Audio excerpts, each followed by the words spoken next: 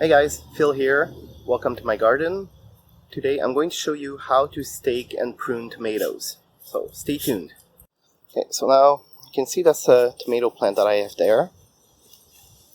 Okay, so you can see here my tomato plant. You can see here what I have is a 1x2 that I put on the ground in the ground, and I'm attaching my tomato plant to it. Now what I have to attach it is not the greatest. If you can find something a bit more elastic than that, that's easier, because otherwise you'll get damage on your plant and you don't want that. And the other thing is you want to prune your plant. Tomato plants tend to create what is called suckers. Those are the little leaves that grow between main stalks and the leaves, so you just put it out like that. And you can see I have a bigger one there that I didn't see earlier, so this one I can just break off, and there you go. And I'll just drop it in place so that it turns into compost in my garden. So that's what I do with my plants. That helps them keep tidier. It focuses their energy on the current leaves and on the fruits. And what you have to do is look through them and find what you have. Also, if you notice, I'm keeping a lot of space to the ground.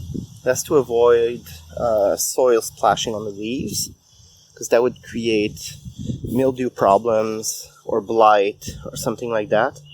I do have a few leaves that are kind of sagging a bit, so I'll chop them off just to be sure. And eventually my tomato will grow tall enough that the bottom will be completely clear of leaves and the rest will be very top heavy.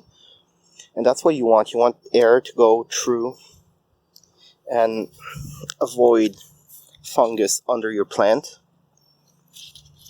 because that's essentially what blight and mildew are. They're fungus, and they're soil-borne fungus, so you can't really avoid them. They're in the soil. I think mulch helps, but you want to make sure that none of your leaves actually touch the ground or get splashed when you water.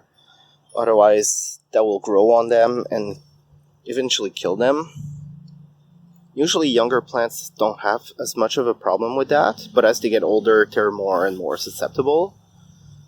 It's funny, it's a bit like human beings. You know, as you grow older, you end up having more and more health problems. Well, same thing with plants.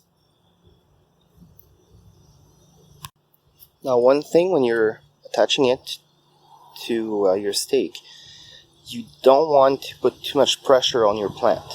Because, they will grow, so you need to give them space to grow. Otherwise, they'll get choked by it and eventually cut and they'll die. So that's how you stake a tomato plant. Try to place the stake back compared to the sun. So for me, the sun is usually going from there to there. So my stake is right behind my plant, so it doesn't get shaded from the stake. Same thing with this plant there. It's also behind it. Those are little tricks there that will help you produce more tomatoes and keep your plants healthier. I'll show you how to prune stalks. So I place that as close as possible and I just cut. You want your shears to be clean, so you want to wipe them with rubbing alcohol, because otherwise you might transmit diseases to the plant. It's the same as us. If you cut with something that is dirty, they will get infected. That's it.